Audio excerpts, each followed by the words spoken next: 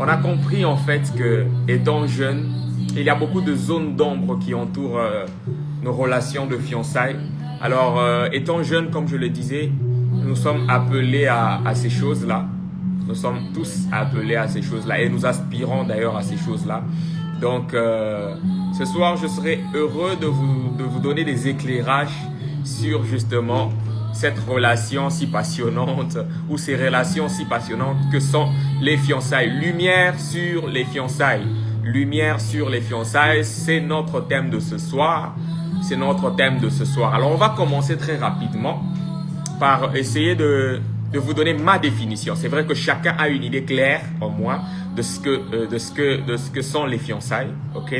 On a chacun une définition assez particulière de ce que sont les fiançailles. Alors, laissez-moi vous donner ma définition des fiançailles.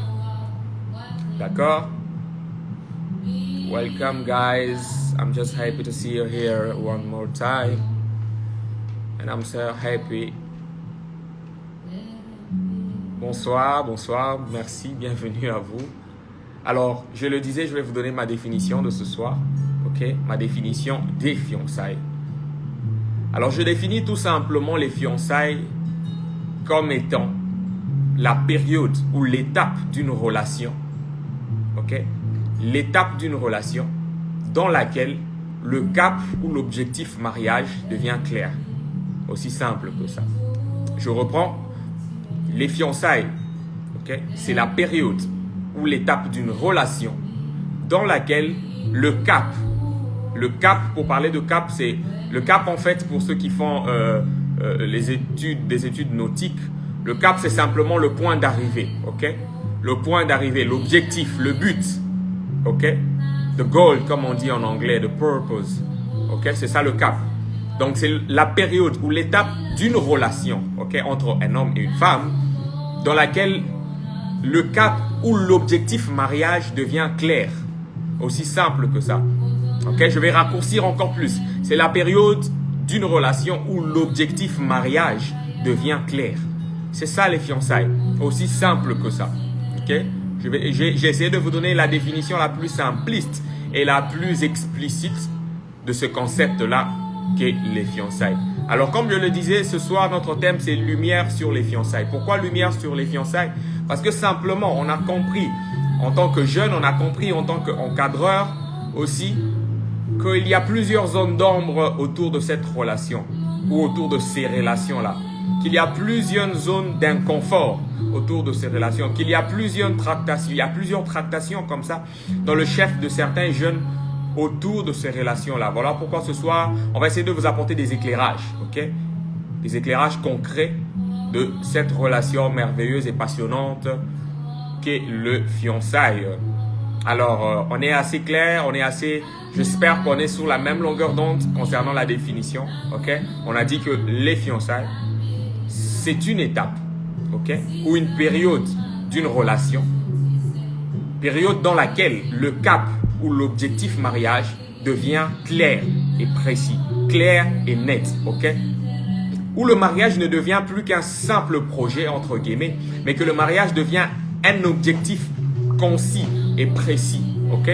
On sait où on veut y aller, on sait quand on veut y aller, on sait comment on y sera, etc., etc., ok? Ça ne s'arrête plus au simple stade de projet, ok? Ce n'est plus un projet de vie, un projet de mariage. On ne se dit plus pendant les fiançailles, on espère qu'on va vivre ensemble, ok? On ne se dit plus pendant les fiançailles, j'espère que tu seras ma femme. On ne se dit plus pendant les fiançailles, j'espère que tu vas m'épouser. Non. On ne se dit plus pendant les fiançailles, j'espère que quand les années vont passer, on sera toujours ensemble, on va fonder une famille. Non, ok? Dans les fiançailles, on sait ce qu'on veut. Dans les fiançailles, on sait où on va. Dans les fiançailles, on sait comment y aller. Ok? Est-ce que quelqu'un retient ces trois choses? Dans les fiançailles, on sait ce qu'on veut. Ok? Dans les fiançailles, on sait où on va. Dans les fiançailles, on sait comment y aller. Ok? C'est assez clair. On maîtrise plus ou moins ces choses-là. On sait que la personne en face, c'est la personne que l'on veut pour le restant de sa vie. On sait qu'avec la personne d'en face, on va aller à tel endroit, ok? On va faire telle chose. On sait que On sait comment faire ces choses-là avec cette personne. Ok? Ce n'est plus un simple projet, mais ça devient toute une vie. Ça devient l'objectif de toute une vie. C'est le cap. Ok? Le point final, le point culminant. C'est ça les fiançailles. Donc si quelqu'un a compris cette définition, si quelqu'un a compris les 3 complexités que je venais de relever maintenant, il sera bien placé pour comprendre le reste de notre enseignement. Ok? Alors, bonsoir encore à ceux qui nous rejoignent. Invitez vos proches, invitez vos amis. Alors, comme je le disais, quand on est en couple et quand on est fiancé ou quand on se veut être fiancé, en fait, on sait ce que l'on veut. Ok? Je sais pourquoi j'insiste. Ok? On sait ce que l'on veut, on sait où l'on veut aller et on sait comment faire pour y arriver. Ok? On n'est plus là en train de tâtonner sur la personne. Non, sinon on n'est pas fiancé. Si tu es en couple, ma soeur, et que tu ne sais pas encore que le frère, c'est lui, ne te dis pas que tu es fiancé, même si ta famille le connaît. Alors oui, je sais pourquoi je dis ça. Je sais pourquoi j'introduis cette précision, ok? Même si tu es connu dans la famille de la sœur, mon frère, si la sœur n'est pas encore certain que c'est toi qu'elle veut pour le restant de sa vie, tu n'es pas encore son fiancé. Ou tu ne peux pas encore te permettre de t'appeler son fiancé. Ok? Is somebody understand what I mean right now? Est-ce que quelqu'un comprend ce que je suis en train de dire? Quand on est en couple et qu'on se veut être fiancé, on sait ce qu'on veut. On maîtrise ça. On sait que la personne qui est en face de nous, c'est avec cette personne qu'on veut vivre. Ok? Comme on dit chez nous, en Swahili, Bipande Bishuke, on sait que c'est toi. Ça veut simplement dire, ok, quoi qu'il advienne, je sais que c'est toi. Ok? Qu'il pleuve, qu'il neige, qu'il vente. Ok? Je sais que c'est toi. Que ce soit en temps de froid comme en temps de chaud, je sais que c'est toi. Ok? Donc quand on est fiancé et qu'on se veut être fiancé, il y a la première des choses qui doit déjà demeurer dans cette relation. Ok? Tu dois savoir ce que tu veux. Tu dois bien savoir ce que tu veux. Ce que tu veux doit être clair dans ta tête et dans ton cœur. Ce que tu veux doit être clair dans ta tête et dans ton cœur. Tu dois savoir ce que tu veux. Ok? Deuxièmement, tu dois savoir où tu vas. Tu dois savoir où tu vas. Tu ne dois pas être comme quelqu'un qui tâtonne. Quelqu'un m'a dit une fois, Nash Daniel,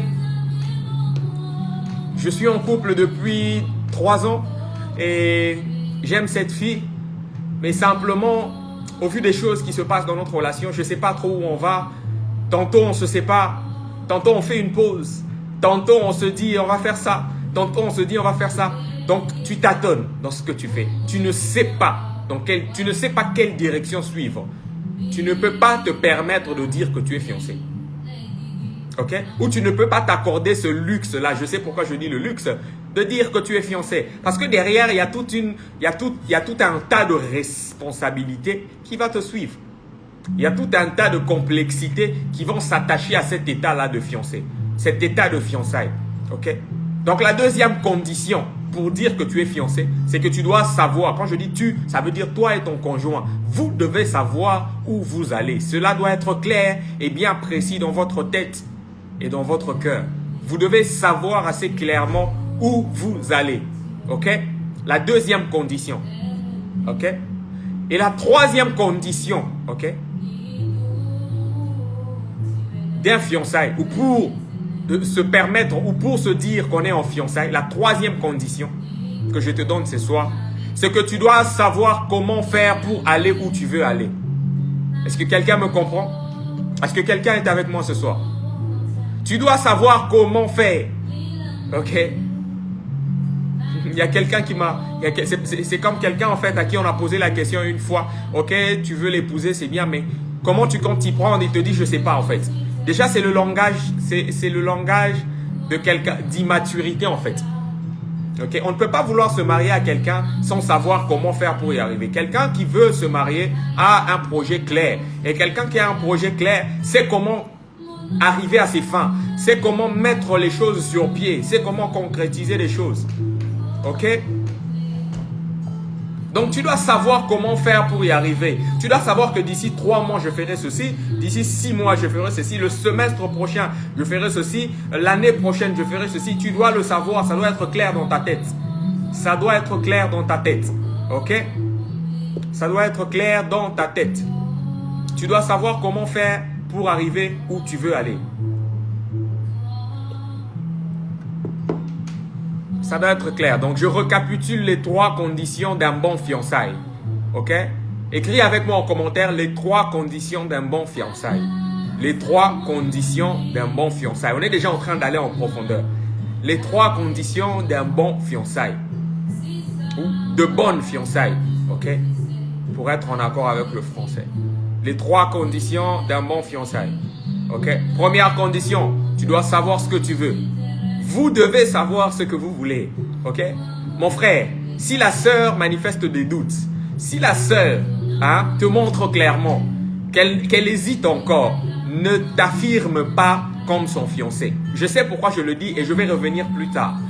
Si la sœur a des doutes encore, même si vous vous aimez, même si vous avez fait 6 ans ensemble, mais tant que tu ressens un doute, tant que tu ressens des zones, tant que tu vois des zones d'ombre dans la vie de la fille, de la femme avec qui tu veux vivre, ne t'affirme pas encore comme étant son fiancé. C'est dangereux pour toi. C'est dangereux pour votre relation et c'est dangereux pour ton cœur. Je sais pourquoi je le dis et on va revenir plus tard. OK? Première condition, vous devez savoir ce que vous voulez. Vous devez savoir ce que vous voulez. OK? Donc, savoir ce que l'on veut. Première condition. OK? Savoir ce que l'on veut. Deuxième condition, savoir où l'on va. Savoir où l'on va. Tu ne dois pas être le genre de personne à qui on pose la question ok, ça va. Tu veux vivre avec moi, tu veux m'épouser. Comment on fait? Je ne sais pas, Dieu va nous aider. Je ne sais pas, Dieu pourvoira. Non, non, non, non, non. Mon frère, en matière de fiançailles, il n'y a pas de Dieu pourvoira. Il n'y a pas de viens d'abord, on va marcher ensemble et puis Dieu fera grâce. Ça n'existe pas. Ça, c'est le langage d'immature. C'est un langage d'immaturité. Ok? En matière de fiançailles, il n'y a pas de viens d'abord. Ok? On essaye et puis on va voir où ça va nous mener. Ça n'existe pas. Et puis tu prends la sœur, tu la présentes à tes parents. Tu prends la sœur, tu la présentes à ta famille. OK? Alors qu'elle-même, dans ses propres dires, dans sa façon dans sa façon de faire les choses avec toi, dans sa façon de vivre avec toi, elle te montre clairement.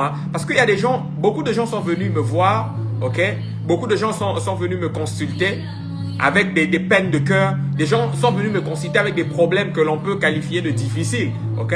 Me disant, voilà, ça fait 3 ans qu'on est ensemble. J'ai tout fait. Je l'ai présenté à ma famille. J'ai donné ce que sa famille a demandé. J'ai fait tout ce que son père a voulu. Tu vois pourquoi il faut éviter ce genre de choses? C'est pour en arriver là, justement. OK? Pour en arriver là. OK? Les fiançailles, c'est une question d'assurance. Écris avec moi en commentaire assurance. Écris avec moi en commentaire assurance. Écris avec moi en commentaire assurance. Come on, assurance. L'assurance. L'assurance. Les fiançailles est une question d'assurance. OK? Je vais aller plus loin pour te dire ceci.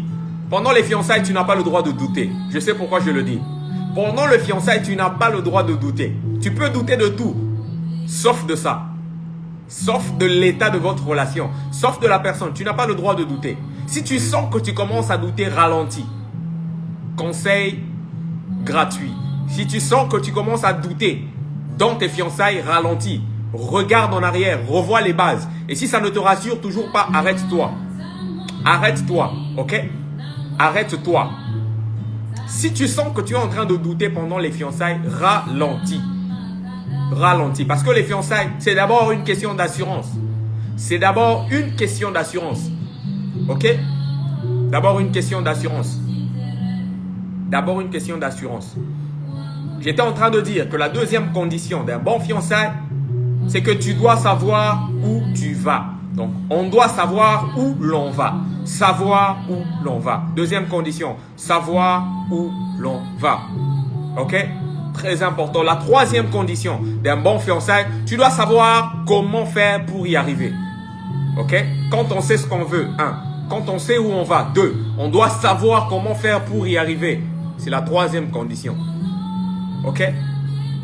Tu dois savoir comment faire pour y arriver. Tu dois savoir quel chemin emprunter. Tu dois savoir par quel stop tu vas t'arrêter. Tu dois savoir par quel détour tu vas faire pour arriver à ton objectif. Tu dois maîtriser l'itinéraire vers ton objectif. Tu ne dois pas zigzaguer. Tu ne dois pas tâtonner. Ok? Pourquoi tu ne dois pas tâtonner? Première réponse. Parce que si tu tâtonnes, toi, ok, je vous ai parlé d'assurance, n'est-ce pas? Si tu tâtonnes, le premier risque est que tu fasses baisser l'assurance ou le niveau d'assurance chez ton partenaire. Ah, on comprend? Est-ce que quelqu'un me suit? On me pose souvent la question, je ne comprends plus l'autre. Apparemment, il doute de moi. Apparemment, il ne me fait plus confiance. Je ne le sens plus. Hein? C'est ça le langage des jeunes aujourd'hui. Beaucoup de gens me disent, je ne sens plus mon partenaire. Je ne sens plus ma partenaire. Coach, qu'est-ce que tu veux qu'on fasse? Coach Nash, qu'est-ce que tu veux qu'on fasse? Je ne le sens plus trop.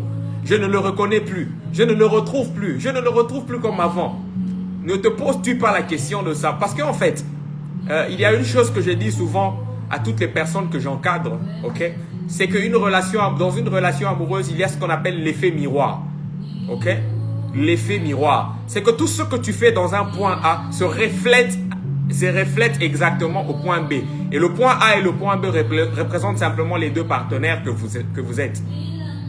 Ok? L'effet miroir. Il faut faire très attention avec ça. Chaque acte que tu poses dans une relation sera retenu contre toi. Ok? C'est comme devant un officier de justice. On te dit que chaque parole que tu sortiras, chaque mot que tu prononceras sera retenu contre toi. Et bien, c'est pareil dans une relation amoureuse. Chaque acte que tu poses, en bien ou en mal, sera retenu contre toi. Ça veut dire simplement que ça aura des conséquences proportionnelles dans le chef de ton partenaire. Si tu manifestes de l'insouciance, si tu manifestes une incapacité à maîtriser les choses dans la manière, en termes de chemin, en termes de destination, ça va se refléter chez ton partenaire. Et c'est comme ça qu'on en arrive à dire, je ne le reconnais plus. Beaucoup de gens me disent, j'ai entendu cette phrase, depuis que j'ai commencé à coacher les gens, j'ai entendu cette phrase très souvent. Je ne le reconnais plus. Coach Nash, je ne le reconnais plus. Je ne sais pas ce qui lui arrive. Okay? C'est le premier risque en fait. Quand tu ne sais pas, quand tu ne maîtrises pas ces trois facteurs, ces trois conditions que j'ai données, ok? Quand tu ne maîtrises pas ces trois conditions que j'ai données, le risque est que 1. Tu fasses baisser le niveau d'assurance chez ton partenaire. Et ça, c'est dangereux. Ça, c'est dangereux. Parce que en fait, l'équilibre doit être de stricte mesure dans votre démarche. Et j'insiste sur la notion d'équilibre. Ça doit être de stricte mesure dans votre démarche. Ok? Dans votre volonté de vous marier, l'équilibre est important. Et donc, si tu diminues, si l'assurance dans le cœur de ton partenaire, dans le cœur de ta partenaire diminue, déjà, il y aura une situation de déséquilibre. Ok? Ça, c'était le premier risque. Le deuxième risque, ok? Le deuxième risque, c'est que tu exposes ton partenaire à l'infidélité. Parfois, on ne le dit pas souvent. On se plaint souvent des infidélités de nos partenaires en oubliant que en fait, il y a une relation de cause à effet entre la personne qu'on a trompée et la personne qui trompe. Je l'ai toujours dit et je ne cesserai de le redire. Il y a une relation, ok, entre la personne qu'on trompe et la personne qu'on a trompée. Une relation de cause à effet. Une relation de cause à conséquence. Donc, si vous voulez. Ok? Il ne faut toujours pas se plaindre quand on est trompé. Quand on subit l'infidélité, il ne faut toujours pas être celui qui se plaint. Il faut aussi être celui qui se pose la question de savoir qu'est-ce que mon partenaire ou ma partenaire est allé chercher chez une autre personne que moi, je ne suis pas ou que je n'ai pas été capable de lui donner. That's the question. Ok, guys? That's the question. Tu dois essayer de comprendre qu'est-ce que ton partenaire est allé chercher chez l'autre. Et quand tu comprends cela, tu comprends en fait toute la complexité derrière l'infidélité. Ok? J'ai toujours dit aux personnes qui viennent, aux couples qui viennent me consulter avec des problèmes d'infidélité, Quand c'est la femme qui trompe l'homme, je lui dis, mais mon cher frère, pourquoi tu penses qu'elle est allée chercher? Parce qu'en fait, la logique, que vous le voulez ou non, la logique veut que quand quelqu'un, quand quelqu'un est comblé, elle n'aura même pas le temps, en fait, d'aller chercher ailleurs. Prenez cette bouteille, Prenez cette bouteille. C'est une bouteille de 33 centilitres, Cette bouteille a un contenu, n'est-ce pas? Vous voyez que cette bouteille n'est pas pleine, Ça veut dire qu'il y a encore de l'espace dans cette bouteille. Et cet espace, moi, je l'appelle potentialité, Il y a une potentialité dans cette bouteille, Et la potentialité, c'est justement cet espace vide. Donc, si je viens avec de l'eau, je peux rajouter, dans cette bouteille jusqu'à la remplir. Mais si cette bouteille était remplie, jusqu'à ras-bord, et que je vienne avec de l'eau, que j'essaie de rentrer de l'eau, cette eau ne rentrera pas. Ça va naturellement passer à côté. C'est la même chose pour l'infidélité. Si tu comprends ce schéma, jamais tu ne seras trompé, ou plus ou moins. Ça, ce n'est qu'une parenthèse que j'ouvre, je vais la refermer rapidement. Si tu comprends cette façon de penser, jamais tu ne subiras d'infidélité. Parce que visualise ton partenaire comme cette bouteille. Ton rôle à toi, c'est de remplir la bouteille. Parce que si tu ne remplis pas la bouteille, tu laisses une potentialité. Et cette potentialité, quelqu'un d'autre, s'il passe à côté, si une autre personne passe à côté, elle peut remplir cette bouteille à ta place. Et c'est ça l'infidélité. Si cette bouteille est remplie, même si on apportait tout le contenu de l'océan Atlantique, ça ne rentrera pas. C'est pour vous dire que si tu combles quelqu'un à suffisance, cette personne ne pourra pas te tromper. Parce que peu importe ce qu'on va lui proposer ailleurs, il n'y aura plus de place pour faire rentrer dans son contenu. Tout est une question de contenu. Il faudra combler quelqu'un. Et une personne comblée ne peut aller chercher autre chose ailleurs. Je vais vous l'expliquer autrement. Quand on a faim, qu'est-ce qu'on ressent? On a envie de manger. Prenez la résistance d'une personne, qui a faim et une personne qui est complètement rassasiée. Deux personnes. À gauche, une personne qui a faim ou qui n'a pas assez mangé. À droite, une personne qui est complètement rassasiée. Placez ces deux personnes devant un plat. Qui est le plus à même de résister devant la tentation de manger? Est-ce la personne qui est complètement rassasiée ou la personne qui n'a pas suffisamment mangé? Vous comprendrez là, en fait, que c'est la personne qui n'a pas suffisamment mangé qui est le plus à même à céder à la tentation de manger. Donc, en fait, l'infidélité est une question de responsabilité. Retenez cette phrase. L'infidélité est une question de responsabilité. Et cette responsabilité est partagée entre la personne qu'on l'on a trompée et la personne qui trompe. La personne qui trompe a sa part de responsabilité, mais la personne que l'on a trompée aussi a sa part de responsabilité. Je referme la parenthèse, ce n'était pas le sujet de ce soir. Donc je disais que le deuxième danger, quand tu ne maîtrises pas les trois conditions que j'ai données plus haut, précédemment, c'est que tu exposes ton partenaire ou ta partenaire à l'infidélité. Tu l'exposes. Voilà les deux dangers. Parce que comme je vous l'ai dit, le fiançailles est une question de conviction, une question d'assurance. Et cette conviction doit être profonde. Et cette conviction, en fait, se traduit par ces trois aspects, ces trois complexités que je vous ai données. Je reviens pour ces personnes qui viennent de nous prendre de cours. Trois conditions, trois complexités pour un bon fiançailles. 1. Savoir ce que l'on veut. 2. Savoir où l'on va. 3. Savoir comment faire pour y arriver. 1. Savoir ce que l'on veut. 2. Savoir où l'on va. 3. Savoir comment faire pour y arriver. Tu dois maîtriser ces trois complexités. Tu dois maîtriser ces trois complexités. D'accord? Alors, je vais passer à une question rapidement. Pour continuer l'enseignement de ce soir. Quand faut-il se fiancer? Quand faut-il se fiancer? Beaucoup de personnes me posent cette question. Coach, je suis amoureux de cette fille depuis 2 ans. On est ensemble depuis 2 ans. Mais je sens en moi le besoin de passer à autre chose. Comme on le dit souvent, on veut passer à une autre étape. C'est bien beau, félicitations. Est-ce que tu es vraiment certain que c'est le moment? So that's the question. Quand faut-il se fiancer? Écris avec moi en commentaire, quand faut-il se fiancer? Ok? Alors, donnez-nous des cœurs, laissez-nous des cœurs. Laissez-nous des cœurs pour ceux qui nous suivent.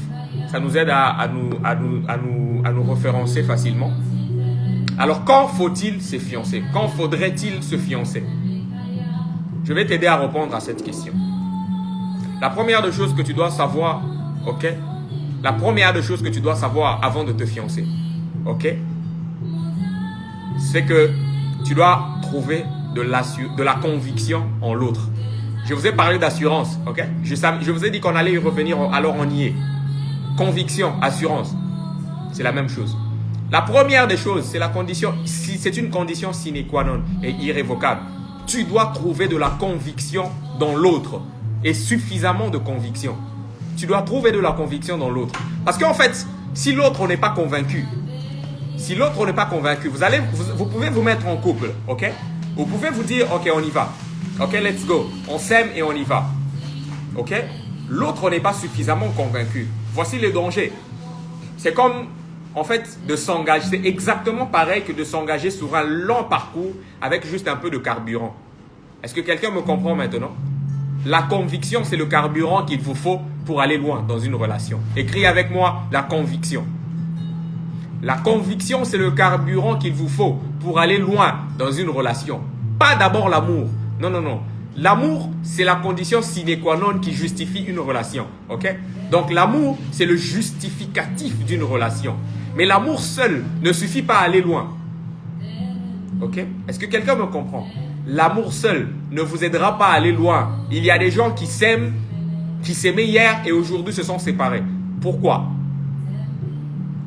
Il y a des gens qui se sont mariés. Après 30 ans de mariage, ils se séparent et ils ont la facilité de vous dire « Je ne ressens plus pour elle. Je ne ressens plus rien pour elle. » Comment vous pouvez justifier ça? 30 ans de vie commune. Tout un parcours en fait. C'est toute une vie, 30 ans. Mais quelqu'un te dit que je ne ressens plus rien pour lui ou pour elle. C'est pour te dire que l'amour n'est pas le carburant d'une relation. C'est ça l'erreur que beaucoup de gens font. Et je veux te le prouver, je veux te l'expliquer. L'amour, c'est le justificatif d'une relation. C'est comme pour te dire la base première. C'est la condition sine qua non qui justifie une relation. Ok? C'est ça c'est l'impulsion, je l'ai dit hier. Tomber amoureux, c'est l'impulsion de départ. Ok? C'est l'impulsion, c'est la première accélération si vous voulez. Ok? Mais ce n'est pas ça qui vous permet de vous maintenir dans une relation en fait, très souvent. Tout est une question de conviction. Tout est une question de foi. Ok? J'ouvre une parenthèse. J'ouvre une parenthèse. La relation que l'on a quand on est chrétien entre soi-même et son Dieu, c'est une relation d'amour. On le sait. Qu'est-ce qui permet de maintenir cette relation? La foi. La foi. La conviction. La foi. La conviction. Quand on cesse d'avoir foi en l'autre, même si on l'aime, même si on l'aime, quand la foi disparaît, quand la conviction profonde disparaît, même si on l'aime, ça devient compliqué de se projeter demain. C'est la foi qui nous permet de nous projeter. De même, dans une relation amoureuse, c'est la conviction que l'on a pour l'autre qui nous permet de nous projeter encore et toujours plus loin. Donc, la conviction ou l'assurance, si vous voulez, c'est le carburant de votre relation. Ok? Donc, quand faut-il se marier? Rassure-toi de voir en l'autre suffisamment de conviction. Je dis bien, homme, femme, ok? Peu importe celui qui a dragué l'autre, rassure-toi de voir en l'autre suffisamment de conviction. Parce que c'est la conviction qui vous permettra d'aller loin dans votre relation.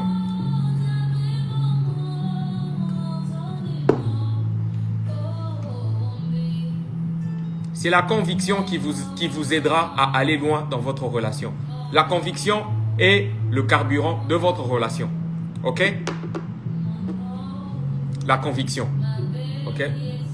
Ne te lance pas dans une relation de fiançailles pendant que l'autre te dit « Je ne sais pas encore ce que je veux pour ma vie. » Ok? L'autre te dit « Je ne sais pas encore ce que je veux. Je ne suis pas encore certain. » Non, la conviction.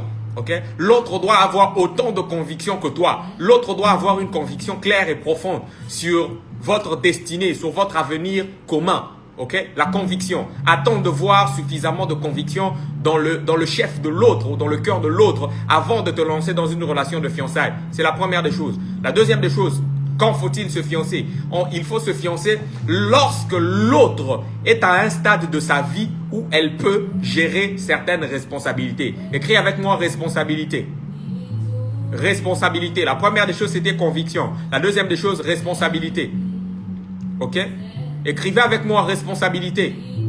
Ne va pas te fiancer à une personne alors que toi-même, au fond, tu sais qu'elle est à un stade de sa vie où elle ne peut pas assurer certaines responsabilités. Ça va clasher en fait. Ça va exploser. À un moment ou à un autre, ça va péter.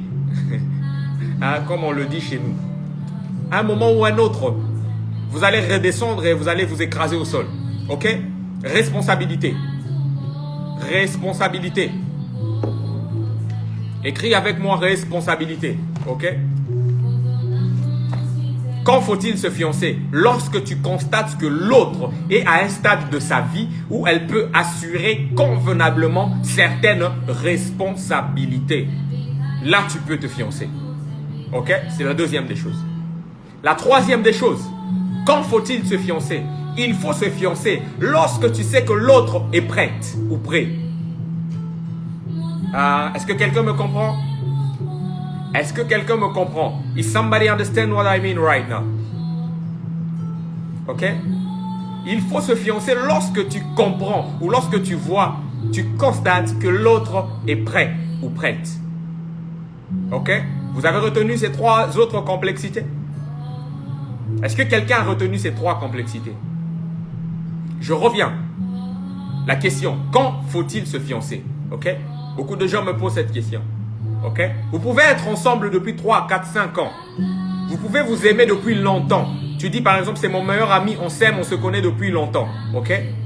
C'est mon meilleur ami, on s'aime et on se connaît depuis longtemps. Est-ce que c'est suffisant pour se fiancer? That's the question, guys. Est-ce que c'est suffisant pour se fiancer? Ok? Quand faut-il se fiancer? Quand faut-il se fiancer? Ok? Je reviens pour ceux qui viennent de nous prendre de court. La première des choses, quand faut-il se fiancer? 1. Il faut se fiancer quand tu constates en l'autre suffisamment de conviction. J'ai pris suffisamment le temps de l'expliquer. Pour ceux qui viennent de nous rejoindre, vous allez suivre la rediffusion sur IGTV et vous allez comprendre. Ok? La première des choses, il faut se fiancer quand tu constates suffisamment de conviction dans le chef ou dans le cœur de l'autre.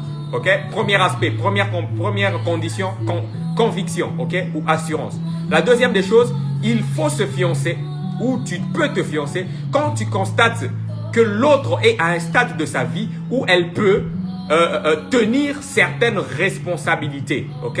Deuxième des choses, responsabilité. Quand l'autre est à un stade de sa vie où il est capable, où elle est capable de supporter certaines responsabilités. Ok? Très important. La troisième des choses, la troisième des conditions. Quand faut-il se fiancer? Il faut se fiancer quand l'autre est prêt ou prête. Quand tu as compris que l'autre est prêt ou prête, tu peux y aller. Tu peux y aller. Beaucoup d'entre nous, et surtout ça, c'est surtout les hommes. Hein. Les hommes, par la fougue en fait des sentiments, quand tu dragues la sœur, tu veux que la sœur soit, en fait, qu'elle soit à toi. Tu veux que la sœur te dise oui. Mais tu es là, en fait, la sœur te montre suffisamment qu'elle n'est pas prête.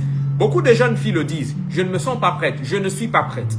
Je ne me sens pas prête et je ne suis pas prête. Mais toi, le frère, poussé par je ne sais quelles ailes, et surtout avec les jeunes prophètes d'aujourd'hui, ok? Dieu m'a dit que c'est toi la femme de ma vie. C'est très bien. La femme de ta vie peut attendre 2 ans plus tard. Ok? Est-ce que quelqu'un me comprend? La femme de ta vie peut attendre 2 ans plus tard avant de te dire oui. Est-ce que c'est important qu'elle te dise oui maintenant? That's the question. Je referme la parenthèse. Donc, il faut apprendre à voir cet état en fait dans l'autre. Ok? De quel état je suis en train de parler? L'état où l'autre est prêt ou prête. Attends que l'autre soit suffisamment prêt ou prête. Ou bien rassure-toi que l'autre est prêt ou prête. Avant de te fiancer, avant de t'engager. Ok? J'aime bien ce mot, engager, engagement, engagement en anglais, qui traduisent les fiançailles. Ce mot est profond. Ok? Ce mot est assez profond. Ok? Et il est très explicite. ok? Quand on regarde les conditions d'un engagement, ok? On retombe à ces trois choses. La conviction, avant de s'engager, il faut avoir une conviction. Avant de s'engager, il faut être capable de supporter les responsabilités que l'engagement va nous emmener. Avant de s'engager, il faut être prêt à tenir, à supporter, à marcher dans l'engagement. Ces trois choses. Et donc, quand ces trois choses sont réunies, tu peux te fiancer. Tu peux te fiancer. Tu peux te fiancer. D'accord? Est-ce que quelqu'un me comprend? Alors, je vais m'arrêter là pour un moment et pouvoir vous donner le temps de répondre à vos questions. Ok?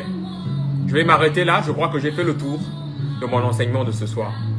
Alors, je vais vous donner le temps de répondre aux questions et on va évoluer comme ça. Ok? Il ne nous reste pas beaucoup de minutes. Alors, posez-moi vos questions et je vais y répondre. J'attends vos questions, guys. Des questions, vous avez des questions? Des questions? Vos questions? Des questions?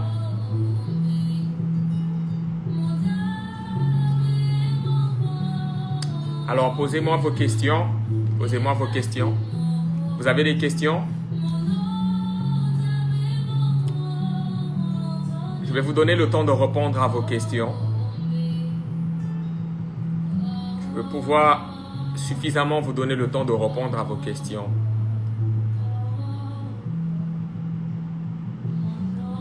Est-ce que vous êtes là? Est-ce que vous êtes là?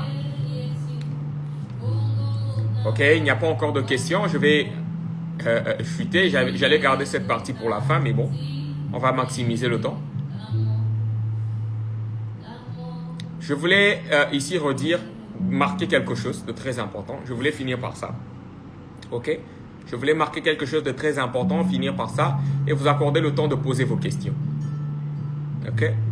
Comment doit-on voir ou définir des fiançailles? Comment doit-on voir ou définir des fiançailles? Très souvent, on l'en entend surtout dans nos sociétés africaines. Ce n'est pas vraiment présent ici en Europe. Ok? Ici en Europe, on ne le vit pas vraiment à la hauteur de comment c'est vécu en Afrique. Okay? C'est beaucoup plus présent dans les sociétés africaines. On entend dire que des fiançailles, c'est lorsque, entre guillemets, les deux familles se sont rencontrées. Mais permettez-moi de vous dire que c'est n'importe quoi. Ok? Bonsoir, Naomi 265.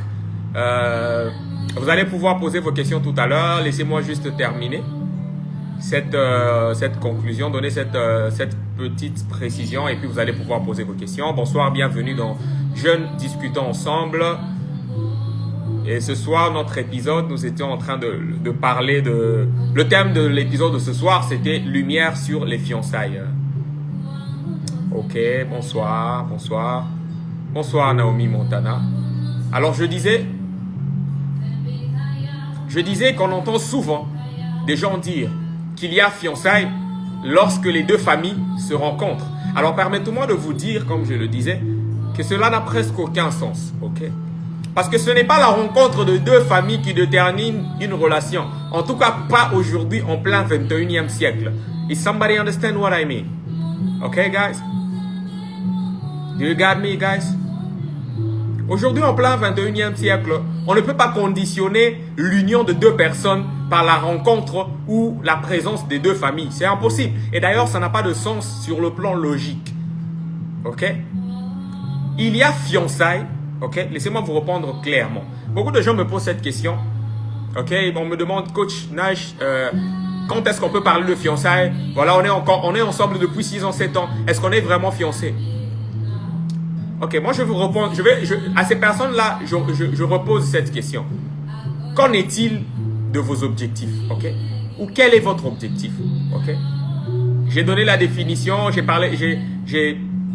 donné ma définition des fiançailles, j'ai expliqué, j'ai donné des éclaircissements, des explications. Alors pour ceux qui nous prennent de court et qui ne se retrouvent pas, je vous invite à revoir cet épisode en rediffusion sur notre IGTV. Donc j'étais en train de dire qu'on ne peut pas parler, on ne peut pas conditionner l'union de deux personnes à la présence des deux familles. Non, ça c'est un protocole. Ça va de l'ordre du protocole. C'est tout simplement protocolaire et donc complémentaire. Ok? C'est un complément, pas une condition. Ok? Initiale ou une condition en fait qui justifie, qui doit créer l'union de deux personnes. Non, c'est juste un complément. Ok? C'est un protocole. Et comme c'est un protocole, ça veut dire que c'est complémentaire. C'est un complément. Ok? Donc, il ne faut pas dire qu'il y a fiançailles lorsque les deux familles se sont rencontrées et se sont connues. Non, ça c'est une grave erreur. Parce que je vous ai dit, les fiançailles appellent à un certain niveau de responsabilité, une certaine dose de responsabilité. Ok? Il faudrait déjà, en fait, se mettre, en fait, dans la tête. Il faudrait déjà avoir la mesure de ce que l'on fait. Avoir la mesure de ce que l'on veut. Avoir la mesure de où l'on va. Avoir la mesure de la complexité de la relation que l'on est en train de mener. Ok? On parle de fiançailles lorsque l'objectif mariage ou le cap mariage est clair entre deux personnes. Il y a fiançailles. Ok? Quand on se décide, sœur X, frère Y, ok, de se mettre ensemble pour nous marier clairement, ok, cet objectif-là, l'objectif mariage, le cap mariage, lorsqu'il est clair et précis entre deux personnes, on parle alors de fiançailles. Parce que ces personnes se sont engagées. Et l'engagement ne vient pas en fait avec la présence des deux ou la réunion des deux familles. Non, l'engagement n'est pas conditionné par la présence des deux familles. Non, l'engagement est conditionné par la conviction des deux partenaires ou des deux conjoints à se mettre ensemble pour vivre ensemble. Est-ce que quelqu'un me comprend? Ok? C'était cette précision-là que je voulais apporter à beaucoup de gens parce qu'on nous a mal enseigné en Afrique. On ne nous a pas assez instruits en Afrique sur ces choses. Ok? On parle de fiançailles lorsque le cap ou l'objectif mariage est clairement défini entre deux personnes. Retenez cette définition. Ok? On parle de fiançailles lorsque le cap ou l'objectif mariage est clairement défini entre deux personnes. Là, on parle de fiançailles. Faut plus dire qu'il y a fiançailles quand les deux familles se sont rencontrées, quand on a donné ceci, quand on... Non. Ça, c'est simplement un protocole. C'est un protocole, ok? C'est un protocole. Ce n'est pas l'engagement en lui-même, ok? En anglais, les fiançailles sont bien définies, en fait. C'est pour ça, c'est quand on comprend, ce sont ce genre de contexte, en fait, qui nous montre, en fait, la pauvreté du français, ok? Si on peut le dire ainsi. En anglais, quand on parle de fiançailles en anglais, on prend toute la mesure de la chose. Engagement, engagement, ok? C'est un engagement. Et on n'a pas besoin qu'il y ait 6 personnes, 20 personnes, 60 personnes, que son père, sa mère soient présents pour qu'on s'engage. Ça n'a aucun sens. C'est simplement ça relève de l'ordre du protocole. Et c'est propre à chaque culture. Ok? Donc si aujourd'hui le Congolais définit les fiançailles d'une manière, l'Ivoirien va le définir d'une autre manière, l'Américain va le définir d'une autre manière, et conséquence, on va se retrouver dans un désordre. Comment on fait quand on va maintenant chercher à... Vous voyez? On parle de mariage ou de fiançailles, allais-je dire, lorsque le cap ou l'objectif mariage est clairement défini entre deux conjoints. Ok? Voilà la précision que je voulais vous donner. Voilà l'équilibre que je voulais vous donner. Et voilà, je vais vous donner le temps de poser vos questions. On n'a plus beaucoup de temps. Alors, optimisez vos minutes. Posez-moi vos questions et on va se quitter et on va se dire à demain. Alors, vos questions, j'attends vos questions. Posez-moi vos questions.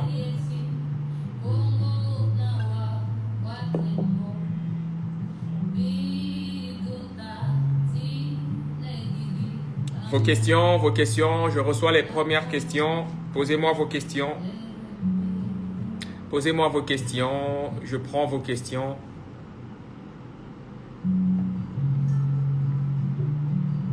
Les questions, guys. Optimisez votre temps, j'ai fini, j'ai fait un effort de contracter mon temps et de vous donner l'enseignement de ce soir dans un temps record pour pouvoir répondre à vos questions. Alors optimisez vos minutes et posez-moi vos questions. S'il n'y a pas de questions, je vais conclure et je vais vous laisser. D'accord?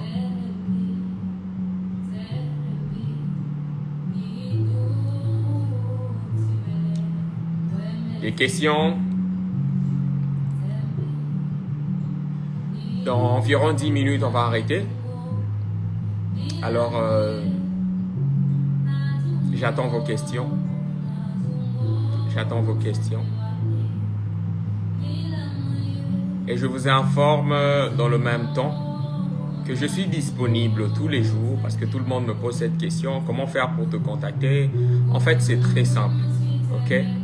Vous m'écrivez. Si en fait, vous m'avez connu sur Instagram, vous m'écrivez via Instagram. Ok? Vous me faites un message DM et on va vous répondre. Ok? Et mon assistante va vous contacter et va vous programmer. Ok? On va vous donner un jour, on va vous programmer et après on va vous recevoir, on va vous écouter et on va essayer de vous aider. Et je précise que c'est totalement gratuit. En fait, pourquoi on ne donne pas de numéro? C'est tout simplement pour que les gens ne s'en servent pas pour utiliser notre image et commencer à faire payer le service de coaching. Moi, je le fais gratuitement. J'ai reçu ce don gratuitement, alors je le fais gratuitement. Ok. Et je précise que je ne travaille avec aucune autre organisation pour le moment. Simplement le cabinet ou le bureau Nash Daniel Coaching et Motivation. Donc, mes services, mes propres services. Ok. Donc, si vous avez besoin d'un coaching sur l'entrepreneuriat, le leadership, le management, ok, sur les affaires, les entreprises, sur le vision management, la gestion des ambitions, la gestion des visions, sur les relations amoureuses et autres, vous me contactez via mes réseaux officiels, ma page Instagram ou mon compte Instagram, ma page Facebook, mon compte Facebook. Vous me contactez, je vais vous répondre, je vous enverrai le numéro de mon assistante. Et à partir de là, mon assistante va vous programmer et voilà. On va prendre rendez-vous et on pourra se parler. Voilà, c'était un peu ça. Donc, je disais que je suis disponible en fait pour répondre à vos questions tous les jours. Tous les jours, du lundi au vendredi. Hein, de 10h à 16h. De 10h à 16h, je vais essayer de répondre. C'est vrai que je reçois beaucoup de messages. Alors, pour ceux qui m'ont posé des questions auxquelles je n'ai pas encore répondu, soyez indulgents. On a beaucoup de travail, on a beaucoup de responsabilités sur nous, alors c'est parfois difficile de gérer tout ça. Mais on le fait quand même. Alors, posez-moi vos questions, j'attends vos questions, Vous n'avez plus beaucoup de temps. Vos questions. Vous avez des questions sur votre relation, ok? Vous êtes fiancé, vous avez des problèmes, vous avez une question à poser, allez-y. On va essayer de vous apporter un éclaircissement. Okay. Vous avez des questions à poser sur les fiançailles, vous avez l'intention de vous fiancer, vous cherchez à vous fiancer, ou même vous êtes fiancé, alors posez-moi vos questions. Ok, on a une question. Est-ce que c'est obligatoire? Ok, malheureusement, voilà, le temps est épuisé. Comme je le disais, on n'a plus de temps. Alors, ce qu'on va faire, c'est que je vais arrêter ce live, je vais l'enregistrer et je vais faire un autre live juste après celui-ci. Ce live, vous allez juste poser vos questions, ok? Je vais arrêter ce live, je vais l'enregistrer, mais je vais juste après reprendre un autre live pour répondre à vos questions, ok? Donc, reprenez vos questions, vous allez me les reposer dans un autre live, ok? Je reviens, je vais vous accorder 20 minutes pour répondre à vos questions, d'accord? 20 minutes pour répondre à vos questions. Et Ben Reno, pose-moi ta question dans le prochain live, ok? Reviens dans le prochain live, juste après là, juste tout de suite là. Je reviens en live pour répondre à vos questions, ok? Merci. Alors, avant d'y aller, je vais rapidement conclure et vous dire merci à ceux qui nous ont suivis. Merci à vous tous qui avez pris le temps de nous suivre. C'était Jeunes discutons ensemble, votre programme. Et ce soir, c'était le 6e épisode qui avait pour thème Lumière sur les fiançailles. Je suis Nash Daniel Malamba, entrepreneur, chef d'entreprise, conseiller et coach de la jeunesse. Merci à vous encore et je vous donne rendez-vous demain pour ceux qui vont suivre cet enseignement en rediffusion. Je vous donne rendez-vous demain, même heure, c'est-à-dire 20h, heure de Paris. Ok? Pour ceux qui nous suivent de Kinshasa, c'est 19h. Pour ceux qui nous suivent de Lubumbashi, c'est 20h. Pour ceux qui nous suivent de l'Afrique du Sud, c'est 20h. Des États-Unis, Washington DC, c'est 13h. Alors, vous allez juste ajuster en fonction de votre région.